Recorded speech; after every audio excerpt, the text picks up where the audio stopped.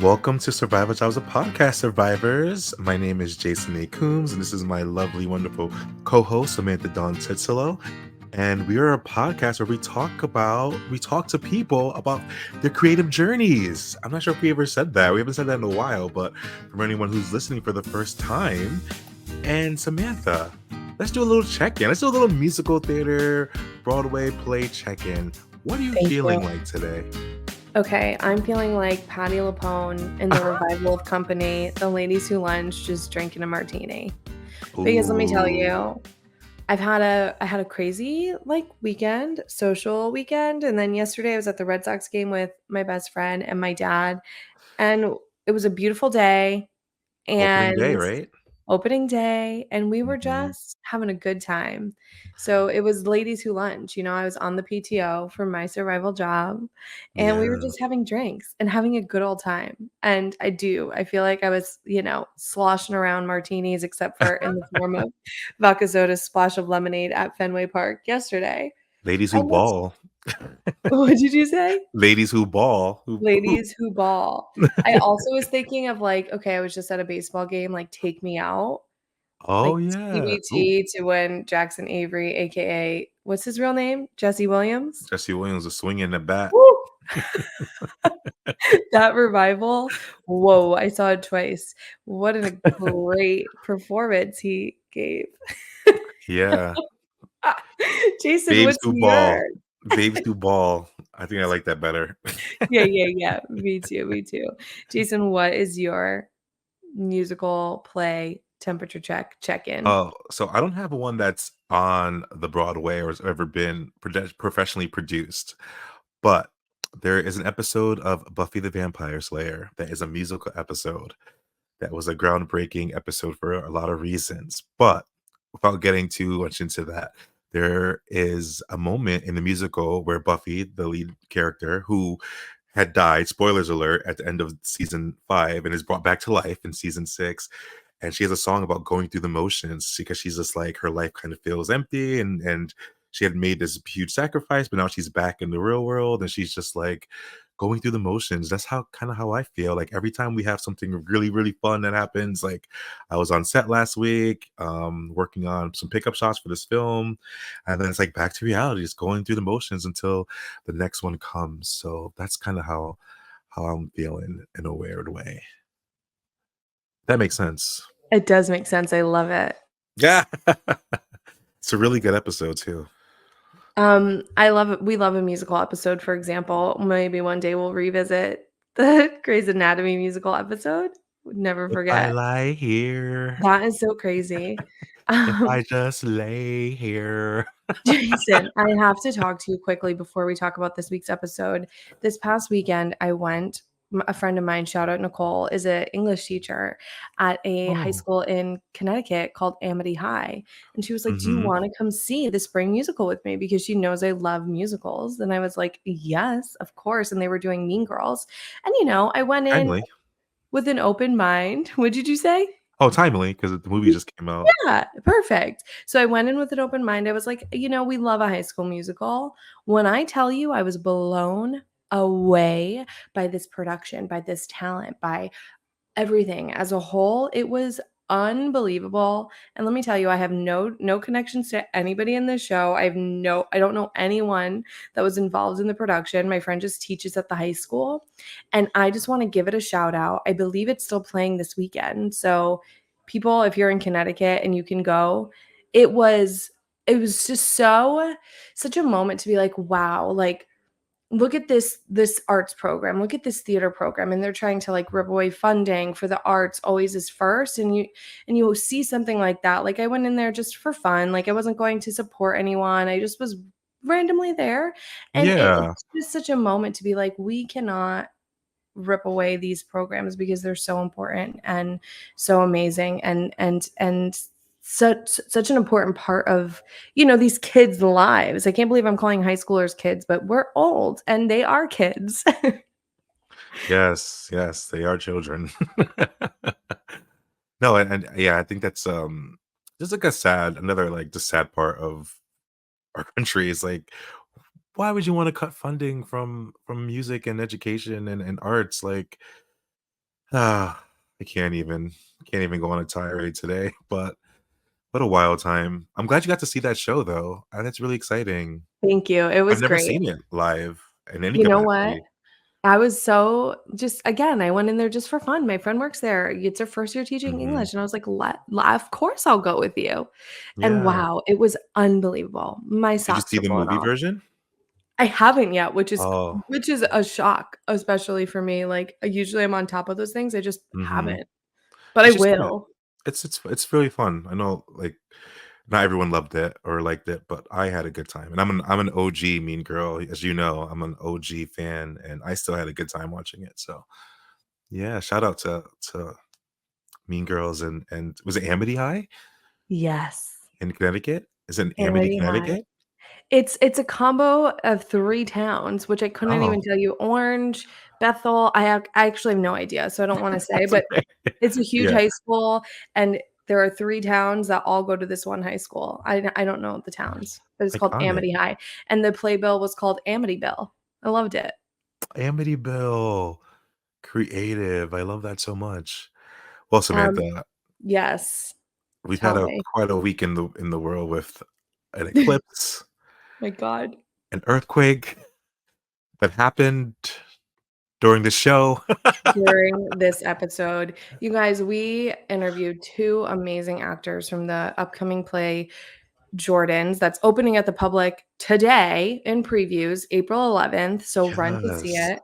So during the interview, the earthquake happened, and by the way, I was in Connecticut, Jason was in Connecticut, the 2 of them were at the public about to go to tech, and nobody addressed it at first, which was hysterical. We all just sort of Yeah. sat there and we were like, the show must go on. But then I start seeing like all these texts pop up on my computer of like, guys, Mhm. we just had a huge earthquake. So I had to rewind and address it because like I've never felt an earthquake and I just wanted to experience it with everyone. And we sure did.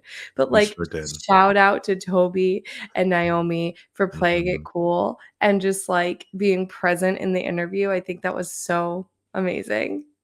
Yeah, well, I mean, Naomi was just dropping some she was preaching on there, so I think it was just like we were so into it, but there's, like, construction happening behind my house, like, almost every day, so I was like, "Is that what that is?" When it was happening, and I was like, "I'm happy I'm on mute," because that was, like, weird, but yeah, I was glad that you you addressed it, and I think it's gonna be cut out of this episode just because we didn't it's, like, weird to, like, have a 5-minute discussion about an earthquake in the middle of an episode, so we did cut it out, but maybe we'll put it on the bloopers, like, on our social media so people can Yeah, we'll see. definitely have something on the social media for the Yeah, outtakes because it's just too good to not. and I was so, like, not happy, but it was, like, cool to experience that with, like, really interesting people, and we're, like, never gonna forget where we were during the earthquake of 2024, 2024, who we exactly. were with, and what was happening, because it was just such a, like, Exactly. a pivotal kinda moment for us all. I guess I'll just speak for myself, for me, right? I don't wanna speak for them and For you. me as well. I mean, we'll always remember we were recording Survival Jobs, a podcast, and here we Yes. go. Yes, on Broadway World and Broadway Podcast Network, y'all. Shout out big time. Yes. Okay, should we tell everyone about our guests today? Please. Do you want me to do Naomi's bio? Yeah, you wanna We kick it have off? 2 guests. I love when we We have do have 2. 2 guests.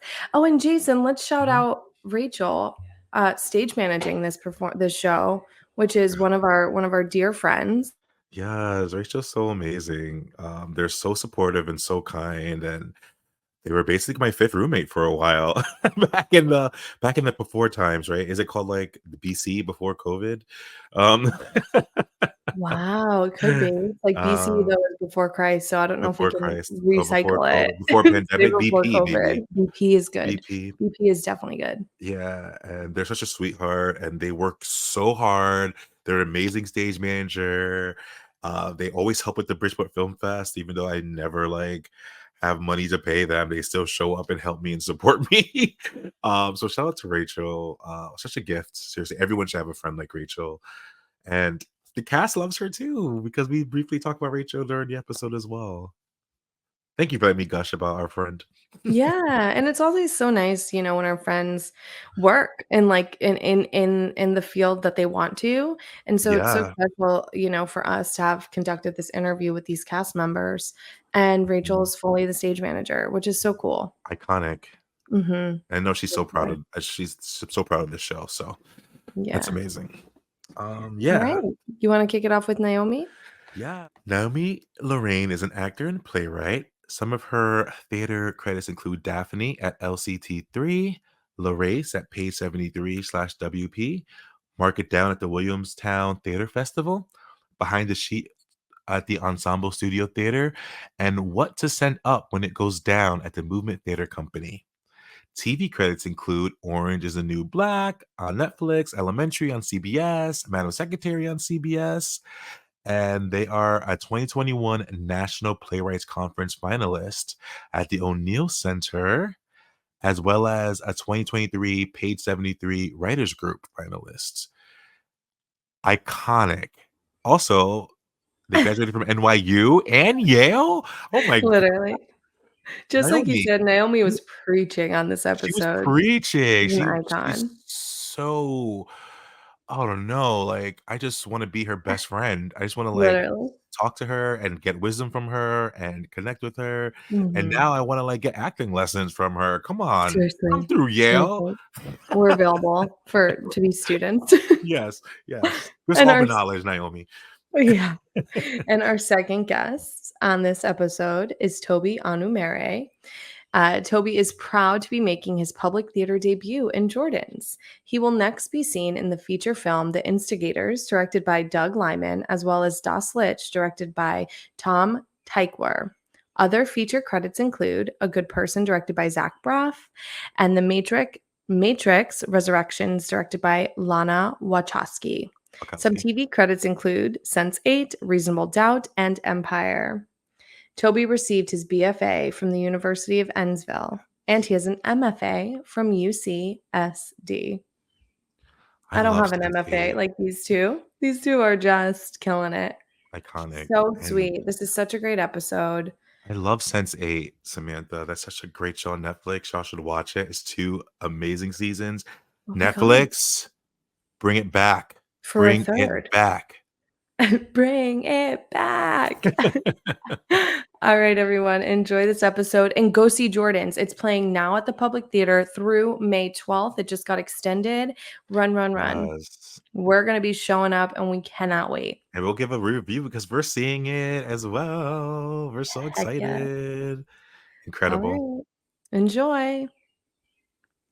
Awesome. Welcome, Naomi and Toby. Thanks for being Yes. on the show today. Good morning. Good morning. Good You guys are morning. making time for us before your check rehearsal for Jordan's, which is premiering at the Public Theater.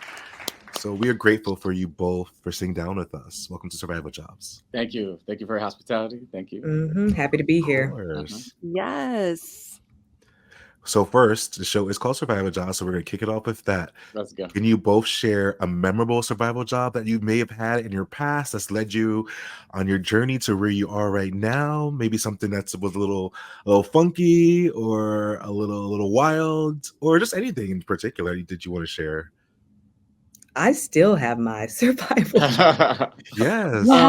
So my background is like history of science, history of medicine, and African American studies. So I have this part-time job at the Schomburg Center for Research in Black Culture in Harlem, and I'm Amazing. a research assistant. Let's So like go. my office is there, and I work with professors on sabbatical or writing books or articles, and I am literally their researcher. It's an amazing job. It's like getting a PhD without getting a PhD. It's just you're surrounded by culture and history, and it's a survival job, but it's also like a job that's very close to my heart. So, Of and course. I still have it. That's amazing. And are you going to that job while you're doing tech as well? Mhm. Oh my god. Then. But I can work from offsite a lot of the times, but when I have to work in the archives, I have to be on site. So it's tricky to do them both, but it's worth it. Mm. Wow. Congratulations. Yeah. Before we were recording, I was talking about double fisting, like my morning drinks. You're Good. just double fisting those jobs, you know, Mhm. PhD with the Jordans, cold brew with the Right? Hey, with the hey, Ariel mug. hey. Sorry, guys, that's an Nice. inside joke. Mhm. Toby, how you, about you? Well, I too got my PhD, but in food service. No, not really. No, God, Same. no, not really. No. I feel that. My memorable one was coming out of grad school. So that was 2015 to date me. I'll let you do your Googles.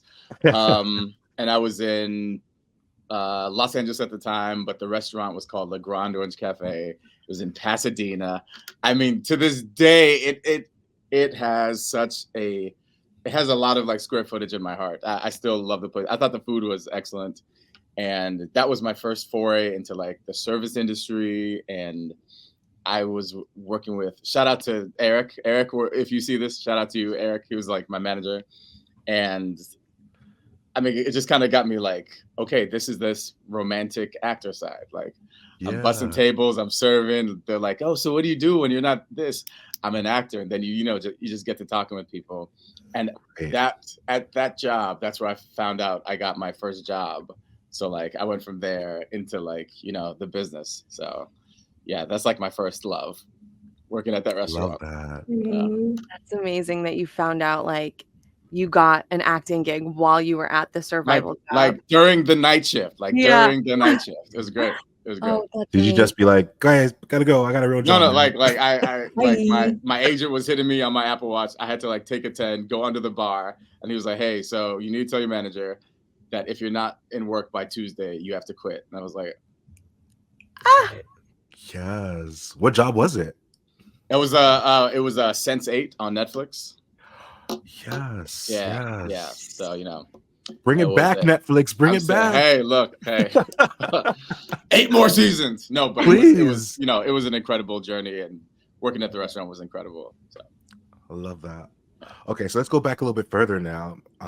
So a big catalyst for me to want to be an actor when I was a kid was watching The Fresh Prince every Monday night, seeing Whitney Houston in The Bodyguard, Oof. and watching watching the Ninja Turtles. That was like my three Ooh. things. Where I was like, I want to make people to feel the way that makes me feel. I want to do that. What was it for y'all to like want to be performers? What was the catalyst for you all? Nay? Well, I was raised an only child, so I feel like I was entertaining myself a lot, and I was Yep. with adults a lot, so it was like a comedian. But I grew up with a lot of Xena Warrior Princess. Okay. Iconic. Okay, Saturday afternoons. Mhm. Yeah. Yes, I was Caught like, that, Nay? I can do that. It literally was Xena Warrior Princess, Golden Girls, Let's go. and Gilmore Girls. Don't even about Gilmore Girls. So I love the Great. Gilmore Girls. yeah, Sorry. but Xena really got me. I was like a warrior, a princess, beautiful, tall. I mean, I couldn't. Badass. Yeah. I'm 5'4", but it's cool. It's cool. She acts tall though. No, she I do. acts tall. She acts tall. Yeah, no. Big tall energy. For serious. So good. Yeah. I love. How old were you? Gosh, I was probably like in middle school Yeah. watching it, but I recently spoke with my mother and she found a book, like it's a Dr. Seuss like book about me, and I wrote, when I grow up I want to be, and it had doctor, which I was pre-med for a while, and then I erased it and put actor. So when I was 4, Dang. it was, I'm so glad she told me that recently, and now I feel so much better about all my decisions. It's like, this was my dream. Okay. Life decisions as a 4-year-old. Jeez. Also, like, are you my new idol? You were like pre-med, you're doing your survival job while you're in tech. You're just iconic. Thank you. Can I have some of that? Give me some of that energy. Yeah, It's called Naomi Xena. is a brand. Naomi really is a brand. She's a mood, a feeling. Toby. She's a feeling. I'm trying out in these streets. I want to quit my survival job and have a new job, but I should have quit it years ago, but I love it. I love y'all if they're watching, because they probably would. It's a great place to work. Yeah, clearly. And how about you, Toby? Was there a catalyst for you that was like, I want to do this? It's although I didn't, unbeknownst to me at the time, but my and I didn't know that at the time this was like, creating like the fundament of why I wanted to perform. But I was like 3, 4, 5, and I remember I would religiously watch this Making of Thriller VHS with Michael Jackson. And then every time he did that Motown 25 moonwalk, I was like, Oh my gosh, wow. yeah. I was like, this is magic. This is what he's doing. He's like spellbinding people. I was like, this is incredible. And then, watching The Mask with Jim Carrey, I was always Yes. I was always so impressed by his physical. I mean, what he was doing was so singular, Mhm. like only he could do it. And I was just, as a kid, I was like, this guy is an athlete. He's an athlete. And I was just so entranced by that. And I was like, you know what?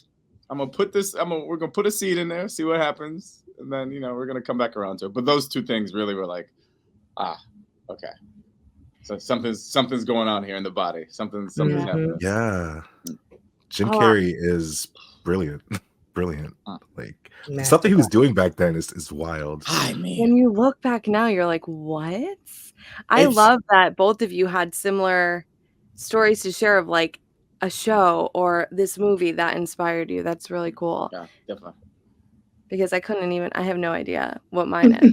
I think I saw Cinderella and I was like, I too am a queen. Yes. yeah, I'm like, I am a stepmother. I'm the evil witch. Like, I have no idea. Okay, let's dive in to the show. So I am a huge Whitney White fan, and I am so envious that you guys are working with her and that she is directing this show. So what has it been like to work with her? Her work is so good.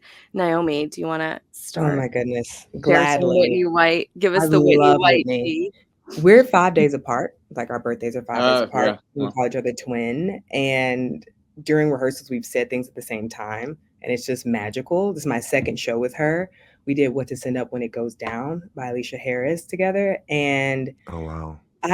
doing a lot of table work, I feel like I'm a huge talker, like gregarious. And I didn't talk that much because Whitney said what I felt.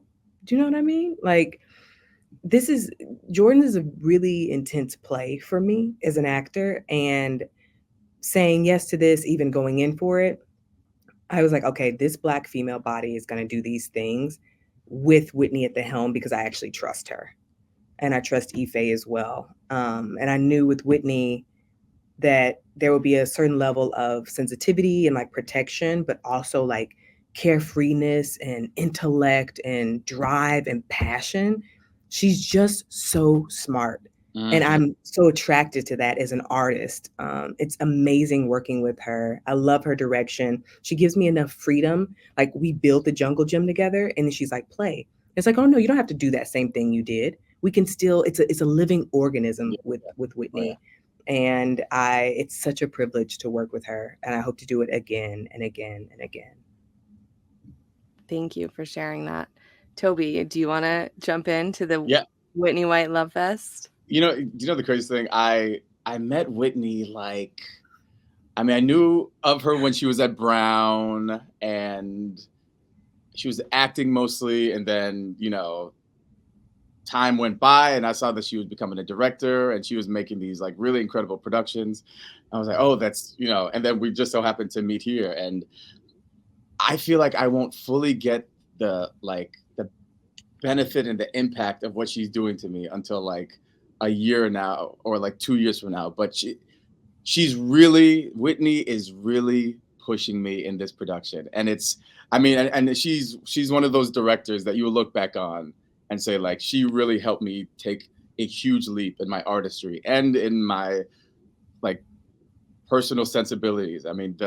She's super intellectual and she's very thorough. She cares about these moments and how it affects people and what the effect is, and nothing is like passive or just kind of like blot, or everything is impactful. Everything has thought, and it's thoughtful, and it's soulful, and really she does not allow anything. I keep saying it's passive to go by, and with a play like this, with as you know, when you see the play, you'll see how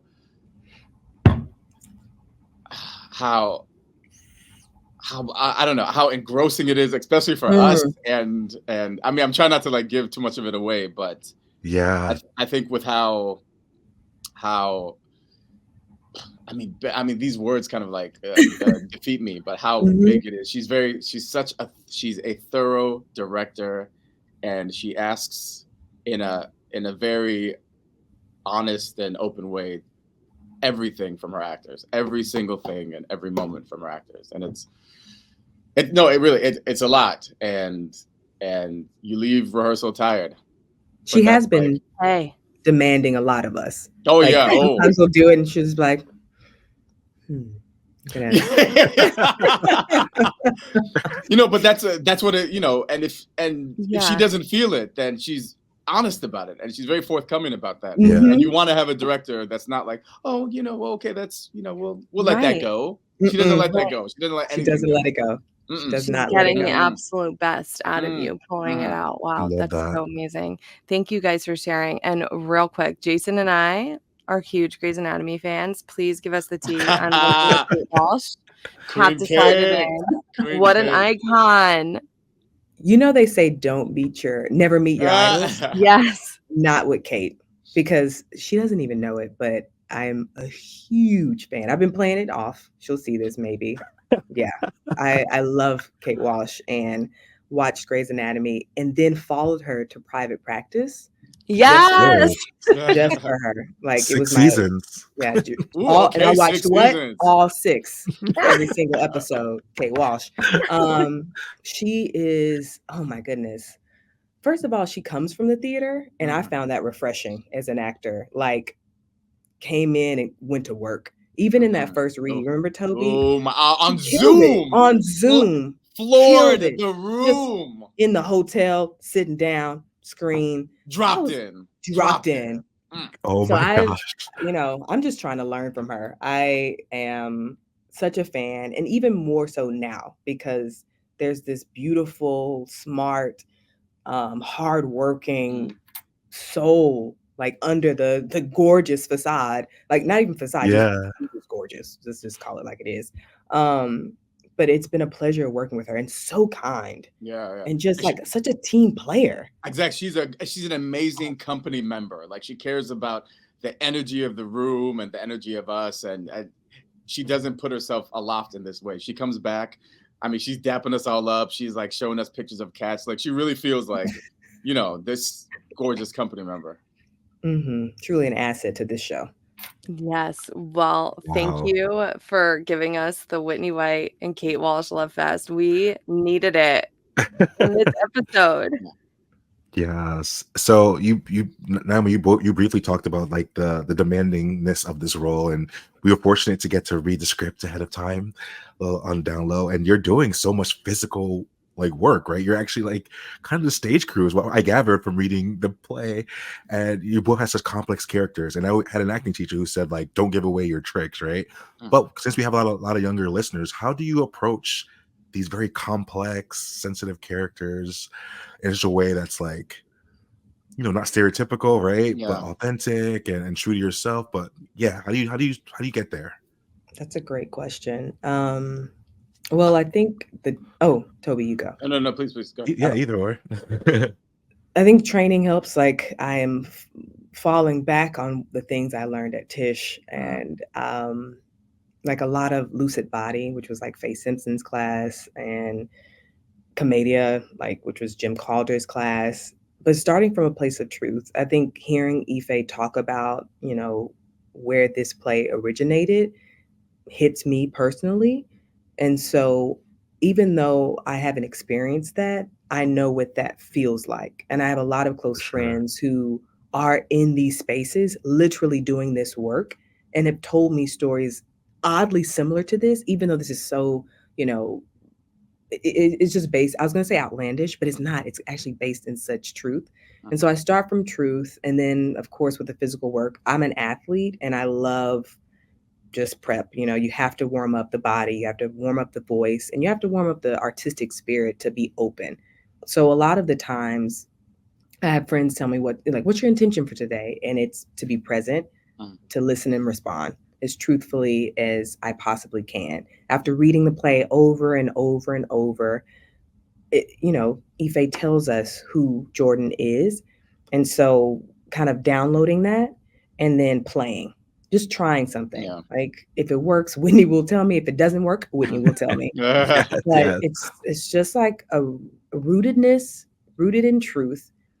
And then I think I had a professor tell me this, like truth has no size.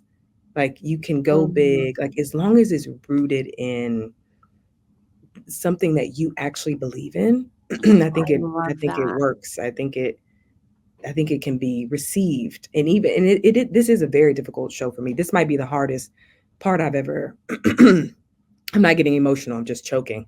This Yeah, might be the no. hardest part I've ever had as an actor, but I Yeah. said yes to it because it scared me so much. And I think that's an opportunity to grow as an artist. But so that's my answer. Truth, groundedness, honesty, and availability. Mhm. Like those are the Thank you. starting Yeah, points. thank you for sharing that. I mean, it's scared me too just reading it. I'm like, she's crawling, it's getting She's coffee called. spilled on her. I'm like, okay, wait. Ugh, Did I read and that that right? I'm like going and back. and that's just like, that's Beginning. just like the tip of it all. Yeah. Yeah. Same question for you, Toby. How do you approach this such a complex demanding character?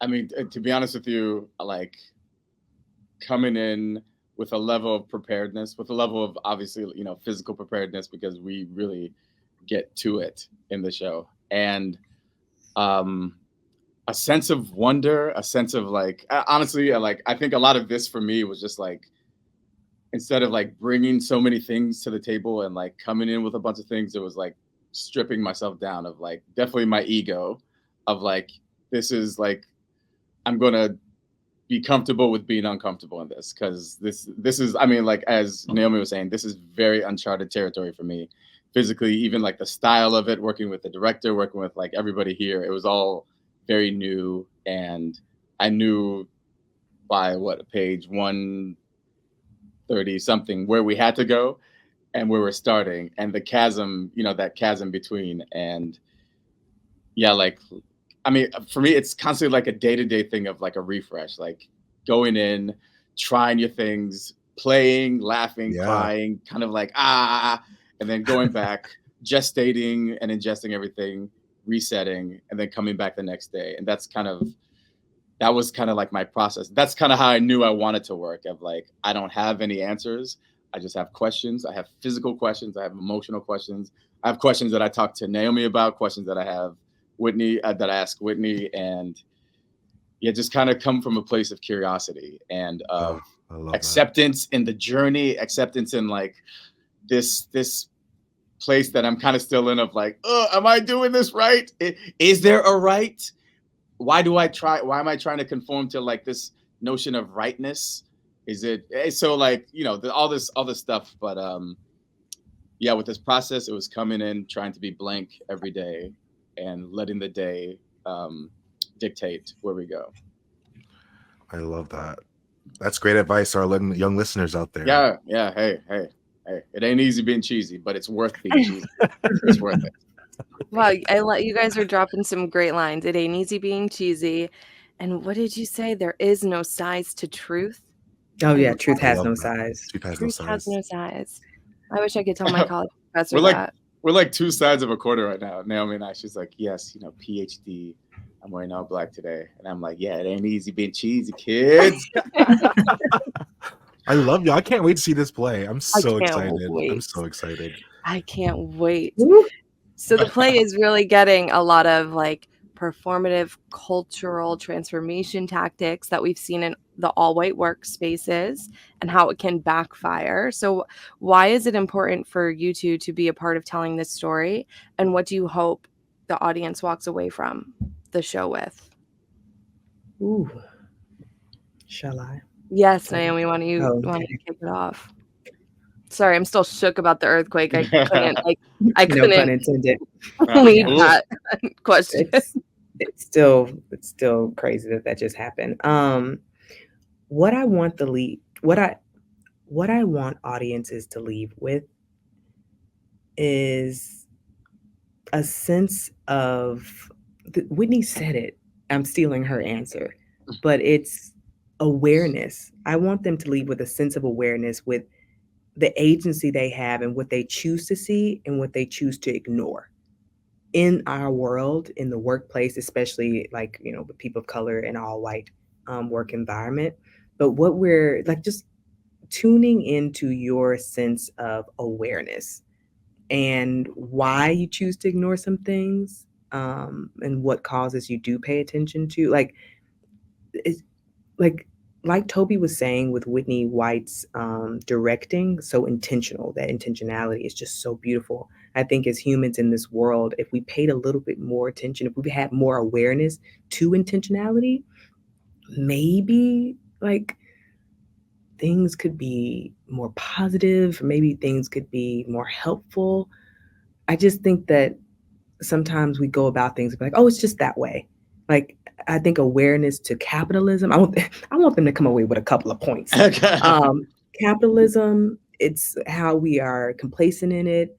Colonialism and the results of colonialism, not only racially but socioeconomically, just the ways in which we're all part of this bigger system and how we function in it, so that if we are part of it, like there's just an awareness to the way things are in our world that we're all contributing to, and then like maybe asking yourself why, or like, oh wait, I don't want to do this thing, and then how you can go about making a different decision instead of just going with this is how America works, or this is how the world works, or this is how this studio works. Like, this is what we do here.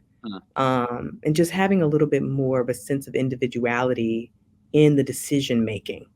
Like, I said yes to this role, and I said yes to my body going through the things that this character has to go through every night, 8 times a week, So whatever happens, I am aware of my agency within this play, within this performance space. So I want them to come away with those kind of points, just awareness. To piggyback off of Nay, I've always been really interested, and this is something that I ask myself with these like mechanisms, with like capitalism and colonialism and racism, in whatever grayscale. I want people to walk away not only with the awareness that they contribute, but how they contribute to it, like the actual minutia of like, oh, and these, like, when you see, I mean, and even with like, the dynamics between Black people, like how you put other Black people down for the sake of this like ravenous Darwinian dog eat dog capitalism, how we like look away from, the poverty stricken people, or what we do to get on top, or like, kind of this thing that Naomi is saying, we're like, oh, well, it's America. And like, by virtue of just saying that, by virtue of just accepting that this is how things are, we kind of punch our ticket into the whole mechanism. So I'm curious for audiences to start to interrogate the exact way that they fuel these kind of like toxic mechanisms that we are all programmed by, and we all kind of, live our lives into and such. Yep, and they all run parallel, right? Oh, all of those injustices run parallel to each other. Can I piggyback on that too? Please, yeah. Because I love to get in there. Also, one thing, Whitney, they were all talking about is I think I don't know if it's a Martin Luther King quote or whatever, but like an oppressed society like affects everyone. Like everyone is oppressed in an oppressed society. So I also want that awareness of like all the brilliant things Toby was saying about like how you're contributing to these systems, and also like that this system is affecting you. Even if it looks like you're at the top, have or have nots, it doesn't matter. It doesn't matter. It actually is. It's doing something to your spirit, your soul, your heart, your mind, and then you pass that on to the younger generation. Like, it affects you, even if you think you're unaffected. You're not. We're all in it. Racism, sexism, transphobia, homophobia, all of it. We are. It affects us. And what was the other quote, right? Nobody's free till everybody's free. Yeah. Yeah. Wow. That's Y'all preaching. Yeah, I thank got you. chills. Thank you. I don't know how to point to you. I never can I figure do that out wrong how all the to point. time. It's so hard. 80-something episodes, I can never get it right the first time. No, Thank but you I guys for guess, being so open and vulnerable. I yeah. just wanted to say that. No, you ain't seen nothing. Yeah. You want to see open and vulnerable. I know. Oh, You come to tech today, you see some real stuff. oh man, I know. I wish we have a mutual friend, Rachel, your stage manager, I Oh, believe. Yeah, yeah. Ray. Yeah. Top Right? notch. Top notch. She's iconic. They're iconic. Really I is. wish I get snuck in, but April 24th, I'll be there when you guys open. So excited. Excellent. Great. Yeah, I'll yeah. come too. I'll be there. Let's help me hope. I'm just kidding. I guess piggybacking off of what we were talking about before a little bit, because talking about in the media, right? Everyone's talking about DEI and diversity inclusion, and people trying to take that away, like all that crazy like, get in, earn insanity out it, there. all this. It's insane. I'm like, what timeline are we in when I see those articles? Like, what is going on in this world? But 24. how can our industry, right? And we're you guys are professional actors, and Samantha and I are trying to get to your level, and there's listeners out there who are just trying to make their way into this. How can we all be more inclusive to Black and brown people, so marginalized communities, to make sure this theater space is inclusive to all? I know it's a big question, and probably a question you get often, but I think it's important to keep reminding the higher powers of what they need to be doing. I can go. Yeah. I'm always ready Please. to talk. Okay. I think that there have to be incentives. Like there has to be, how do I put this? Not like a quantitative thing, like there has to be this percentage of people of color on the board, or this percentage of plays that are written by a person of color. But maybe I am saying that. I just think that because of the world we live in, I'm not emotional, just joking. I think that because of the world we live in, oh, you know what? I'll give an example. Like I'm also a playwright and I write screenwriting too, right? And sometimes if you don't write that your characters are people of color or, you know, like are specific with ethnicity and race, Yeah. the people reading them just think they're white. By default, yeah. By default. Yeah. So I remember reading Harry Potter as a young person, and I know I saw his picture on the cover, but I was Hermione. And you couldn't tell me otherwise. The curly hair, you know. And so I feel like for other people, like I could see myself in Frasier, I could see myself in Xena, I could see myself in the Gilmore Girls. But for maybe people who haven't had to see themselves in other gender and races and sexual orientations, sometimes you have to be more specific.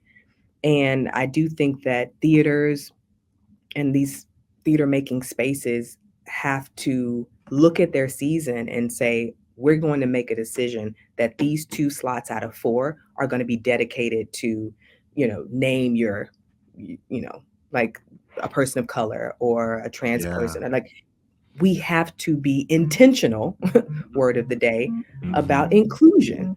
You can't just say, oh, it'll be fine. Like, we're just going to read the scripts and pick the best script. As like a footnote, or like, the best script to me might not be the best script to you, because you're like, this script, I remember I was reading something and they were like, oh, they put their foot in that. And the person was like, oh my gosh. And I was like, oh, no, they killed that. They killed them collard greens. And they're like, oh, what? And they're like, oh, so they were reading it coming from their, you know, personal perspective, but they missed a cultural cue that I got. So I think we can be missing cultural cues when we're reading. Like, you know, you can be the literary person for these beautiful theaters and be so smart and so well versed in, you know, culture, but also you might miss something. So you need to make allowances. Like you need to make sure that you have someone on staff that maybe is also like coming from a different place, maybe having, instead of one person reading scripts, like a group. Like it's like writing a TV show. It benefits from those 8 people. You need a little bit more, you need more types of vegetables in the stew, you know? So like, I think we all benefit from even a diverse committee that does the choosing, like a selection committee. Like one Yeah. person that might miss what putting their foot in something means might mean that script goes aside, but it actually is brilliant, but it was not your type of brilliance. You have a more Eurocentric view of culture, of comedy, and you're like, this is so Chekhovian. Well, this is actually Chekhovian too, but it's just different. And also, it doesn't have to be Chekhovian. And I love Chekhov, do not get me wrong. Yeah. But it can come from, not everything has to be Greek or Roman or Russian in its origin for it to be great. And I think that there has to be intentionality behind that, looking this script, like just looking at, even though this script is very Greek, but it's also very fill in the blank, you know? Yes. So I think that there just has to be a wider range of like listeners to the scripts that are being submitted, and then a discussion. It's like that movie American Fiction. You know how they have the committee. Yeah. And it's like, well, this is this is that, that's it. Like it, I do think you need more voices in the selection process that you might end up with a more diverse like range of winners or range of plays that we're going to produce. That's my long-winded answer. Because I mean, even for me, and just like problem solving, a homogenized group of people will maybe ask a homogenized question, but a diversity in the populace can ask a diverse amount of questions and provide diverse answers. And I just think that by itself like lifts the quality. Because like if I mean, between the four of us and our different life journeys, like if it was just me, and me, I'm only asking one question 4 times. But between the four of us, we're answering one question in 4 unique ways and kind of covering different bases, and we're kind of challenging each other. And I just think first of all, diversity and excellence are not mutually exclusive. Like, and when you have a diverse population, you're able to ask a more nuanced, more nuanced questions. And that, I think, enriches whatever artistic conversation. And we see more interesting grayscale in this, like this whole life question, which is why we do art, which is why we express, and other mediums and modalities of expression and living. And it has all benefited from a diversity in the population and a diversity in these like boardrooms and these artistic directors and these casts and these seasons and everything. It brings more people in. I think it raises the standard and it raises the excellence level at the end of the day. And you don't want just like a one person on the group, like a homogenous group and then one person of color. That is not not it. It's not what we're saying. You know, it's what Toby said. It's a mix. Collective, diverse collective. Yeah. Multiple vegetables in the stew. Yes, I'm telling you. You could have 4 people on a podcast show, and then 3 people ignore that there was an earthquake, and then one person's like, "Are we gonna talk about the earthquake?" And so, you know what? One person voiced it. I felt something. I did, but we need that voice. We need the vocalization. Hey, see, and that's why you're here. And that's why you're here. That's why. That is funny. And now we can all talk about it. And this is, if it was just Naomi or me, like we would have okay, missed that moment. Okay, keep it moving, which is like honestly so respectful to the show. You know, I just, you know, we did have to chat about it. You like you to pass the plate around, you know, the collection plate, like you know, get my tambourine because it feels like church up in here today. Yes, we're definitely my church. Yeah, I love that. We're getting to the end of our interview, but I know that Jason feels the same. Thank you both so much Jason and I love these deeper episodes as well. And they don't come around too often. And when they do, we're just so appreciative of our guests being so open and just giving your soul to the podcast. So thank you. We can't wait to see this play. We will be there and we will be screaming. Hopefully no earthquakes happen during the performance, but who knows? You know, you'll just keep it going. You already got your practice to keep it going. So we always end every episode with a really fun game, just because when we do get this deep, we want to like get it back to being light. But before we do that, we have a lot of listeners that are actors and artists and playwrights and directors. Do you have any advice for anybody who's listening who might be feeling stuck in their survival job? And maybe it's not a survival job like Naomi has, where you love it, that might be feeling a little defeated, what do you want to tell them to keep going? Toby, you want to start this If one? I may, because I first of all, the world, the universe is a very funny, interesting place. And I believe like the whole nature of our existence is change. And I mean, look, it's what? It's April now. Last April, I was in a very different place, feeling a whole different set of feelings. And a year later, I'm working at the Public with Naomi and Whitney. And I mean, I say all that to say that whatever you're in isn't permanent, and everything changes, just to get that down, just to like know that you're not, if you're struggling right now, you will not struggle for the rest of your life. And there is so much, and I've come to really appreciate the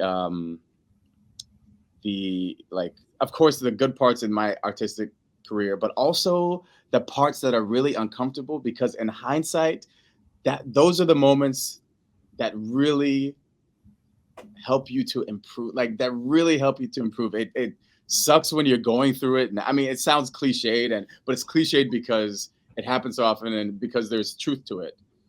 But like going through these survival jobs, or like going through bad auditions, and you know, like going through direction, and you feel like, I don't know, pummeled, and you're like, oh, I feel bad, I feel like those are really fertile grounds for growth. And growth it's not like this like idyllic, oh, sprouting from, you know, the soil into this thing. Growth, you know, is very uncomfortable sometimes, and it takes time. You know, growth takes time. So while you're working at your survival job, unbeknownst to you, you could very much be growing. It just doesn't feel like it because you're seeing yourself day to day. But then by the time you know it, you're like working at the Public, or you're working with, like, you know, these great artists, and you're doing, like, you know, your dream job, and the stuff happens slowly. And it's yeah, sorry, you know, things are always in flux, and your art comes from your life. And as nuanced as your life is, and as with all the trials and the tribulations that you go through, as your art looks. Yeah. I needed Love that that. advice today. Yeah, no, Literally, it's thank you. real talk. That's real. Sometimes you feel like sometimes you just feel stuck, and you're like, oh, how long is this gonna last? Like, oh, am I ever Yeah. gonna get out of this That's feeling? real. And Yeah, of course.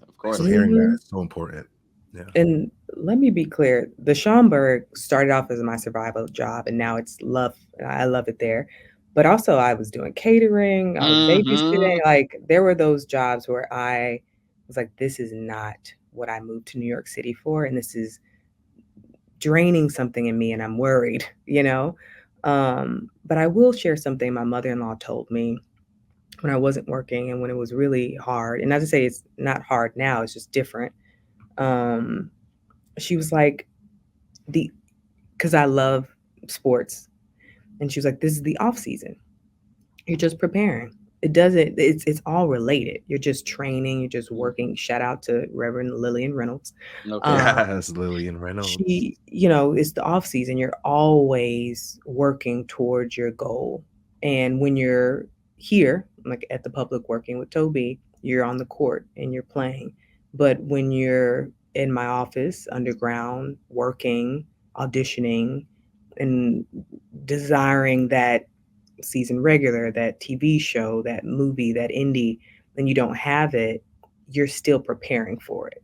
Mhm. So everything is working toward that common goal, which for me, it was really comforting to hear that, because I get what off season training is.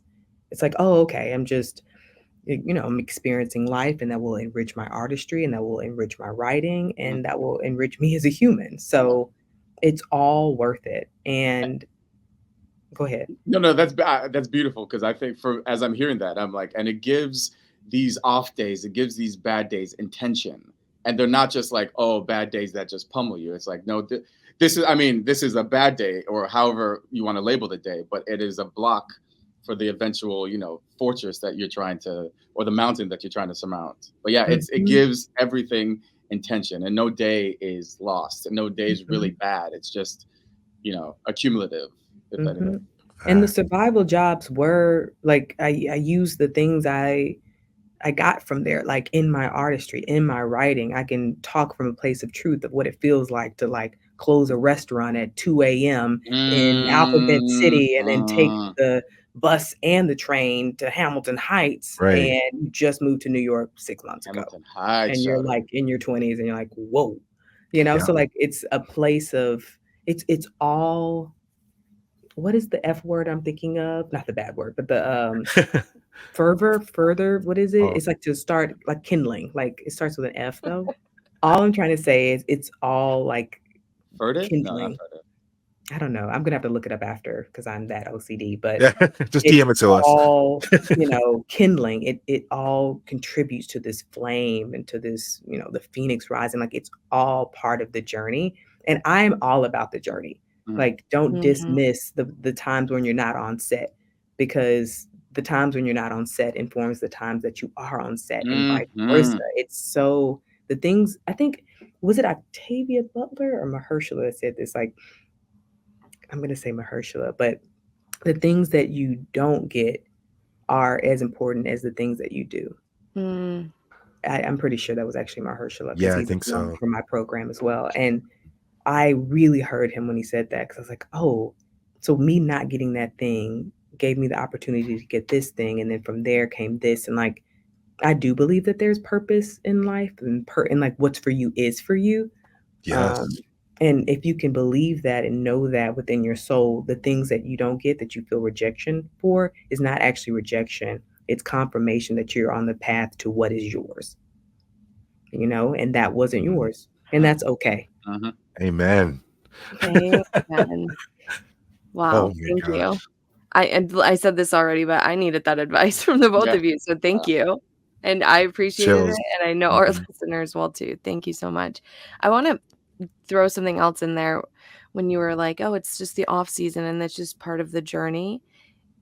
I'm a big Succession fan, and Sarah Snook, obviously, Sarah Snook in an interview said, like, when she was feeling really down once, her mom was like, gave her some tough love and was like, but that's part of your job. Like, your auditions are a part of your job, because she was auditioning and not getting anything and was defeated. I can't do another audition. Like, I'm not getting anything. And her mom said, the auditions are your job, right? That's and a it great is. mama. That is. It really is. And that's hard. That's I'm listening to that. I'm like, okay, the auditions are my job. It's part of the job. And Okay. And sometimes I think it's necessary to like reframe your perspective on things. Like, instead of like, okay, like being on stage or being on set is a job, and like all this other stuff is like working up to it. This is a presentation of the work, the auditions are the work. Like, if you start to like reframe how you see things, how you see bad days, how you see auditions, how you see critique, if you reframe them to like your ultimate good, I think that'll like help you out in the long run. And it definitely emotionally, it'll help your stamina out in the long run. Love that. For sure. I don't think I can say thank you to you both enough. This is an amazing episode. We're so grateful. Jason, do you want to give any closing remarks before we jump into the game? No, I just think everyone needs to come see the show Jordans at the Public Theater. Opens officially April 24th, right? But previews is it April 11th previews start? That is correct. April 11th. We've been extended to May 12th now as of right now. Yes. April 11th is the day that this episode is out. So hello to everyone. Boom. Today is April 11th. There you go. See you tonight. Wow. You gotta run. Get your tickets. You don't want to miss this. It's a gorgeous piece of work. Y'all should be so proud. And I'm excited. I'm excited for you both. I'm so honored to chat with you. I just feel so moved by this conversation. So thank you. And I needed to hear a lot of what you both said. So thank you so much. Thank you. Moved emotionally and physically by the earthquake. By the earthquake, yeah. Bring it back. The earthquake. Always gotta bring it back. Ooh, please do. Okay, so we thought it'd be fun to end this episode with a little public theater trivia. Since you were performing at the public theater, It's quick. A few are very easy, and a few are we can cheat. And I usually cheat and give the Naomi's answers. face was like, I go, we can cheat. Oh, shoot. So, because we have two of you, Jay, whoever's not reading the question, I guess put your hand up. Whoever hand goes up first, we'll call it. And if it's a tie, then I don't know. We can play rock, paper, scissors through the camera. Okay, Jason, do you want to take question 1? yes, it's multiple choice. The public has received how many Tony Awards? A, 33, B, 60, C, 22.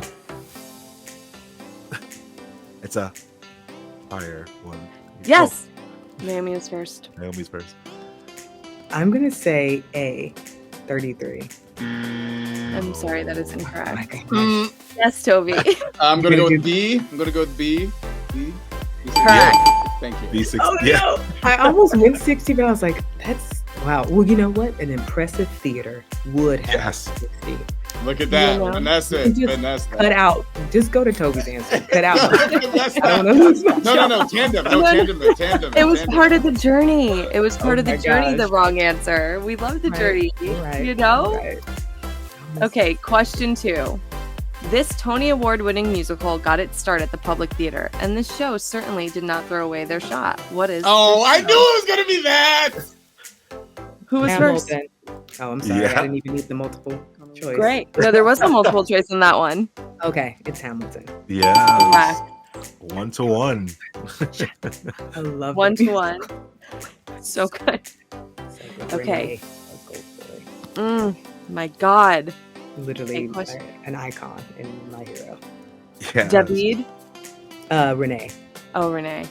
I heard Renee, and then I thought you said David, and I was like, I love David. Also Diggs. love him too. So Renee is Gosh. She's right. For sure. In addition to Joe's Pub and Delacorte Theater in Central Park, how many theater spaces are in the public? Another multiple choice. Oh, you want to do without? This was a react. This was a, Just stretching. I am literally just stretching. I know. A, No, A5, B8, or C3? I think it was Toby. Toby was first. Hey, five. Correct. Correct. Ding, ding, ding. Y'all are So funny. slow and steady. That was yeah, very slow. Very, Okay, so Toby's in the lead with 2. We have one more, and then we have a bonus, so we can really tie this thing up. let's go. Okay. This actress worked at the Public Theater in 2 history-driven shows, first in Hamilton and then in Suffs. Who is this actress? Is it multiple choice? I can do multiple choice. I was going to see if we could get it without it. Okay. And now in subs. And then Was was in she Suffs also- at the in Suffs at the Public. Yes, Toby. Philippa Sue? Correct. Hey, Philippa. I should have Correct. said Philippa. I knew it. Correct. Okay. Well, Toby's in the lead, but listen, if you get this bonus, you can really just get It's double worth, points. It's worth 3. Yeah, the bonus. It's The worth bonus is worth 3. 5. Yeah. Oh damn! Okay. Okay, ready? Focus. This recent movie musical filmed a section of the movie at the Delacorte Theater in Central Park. What is this movie musical? Yes. No. Oh, Lynn's other musical Yes. with Corey. That musical. No. Wait. Wait, Lynn, like in the Heights? No. No. Oh, Sorry. good. You're on the right track with Lynn. Musical? Oh. No, it can't be this. It can't be this. I'm gonna say it though. It's wrong. I know it is. Mary Poppins. No. Yeah. Okay. Is it? Yeah. I'll give a really good clue. Lynn directed this The Netflix one? on Netflix. Okay. It's not in the Heights? No. Starring did it somebody later. who also played Spider-Man. I'm not gonna get this one. I know the Andrew Garfield. oh, come on, yeah, Got I it. don't know the thing. What's the movie? Boom, So that was boom, boom, boom, boom, boom, boom, chicka, Tick tick Boom, boom. boom, tick, boom, boom, bow. bow. Boom, boom. Dang, Tick, boom.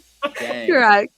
I Okay. should have phrased the question better. I should have dang. said like about a Broadway composer, because Boom, then you would have got tick, tick, boom. Oh my gosh, tick tick that's boom. hilarious. She said boom boom. I knew I. Boom, boom. That was good, but I do think Toby won, and I'm okay with that. I definitely think Toby did win, but it was a good game. I would like to thank you both for your game participation and for being great sports. Congratulations on the public theater trivia. You guys are the best. Thank you so much for joining us. Before we go, can you please let our listeners know where they can follow you on social media and keep up with all of the things that you have coming and where to find info about everything you do? Go ahead, Toby. Toby Onwumere, TOBYONWUMERE. I just like I am going to, and I have to do this. I'm in a Doug Liman movie called Instigators that comes out I don't know when, and a Tom Tickford directed movie that comes out I also don't know when. That comes out probably in the fall. Check those out. I have to say, and I'm going to look at Naomi when I say this, it's been such an honor working with you, and I'm really excited for everybody to see our work. So, ditto for that. I was only laughing because of the staging of it all in the boxes was iconic. Come on. Boom, boom. Chicka boom, chicka boom. Instagram at Naomi Lorrain, NaomiLorrain, no E. And I don't know what my future holds, but I am very excited for you all to see Jordans, and so proud to be working with Toby and Ife and Whitney and the entire cast. It is definitely one for the record books. Yes, it sure is. And if you are tuning in because you're a Toby and Naomi fan and you don't follow us yet, follow us at Survival Jobs Pod on Instagram and Twitter. Follow us on Facebook at Survival Jobs a Podcast. Send us an email at survivaljobspod@gmail.com. Let us know what you think. Follow my boy Jason. See, I never know how to point either. Like I still am having. Follow my boy Jason at Jason A. Coombs, and I'm Sammy Toots. Thank you. You guys are icons and the best. So appreciative, and I'm so happy we all shared this earthquake together. Yeah, real talk. Moment. Real talk. We'll never forget. We'll never forget episode 87, I think. Wow. Thank you. Thank you. Go see Jordan. Come Take through. care, y'all. Bye.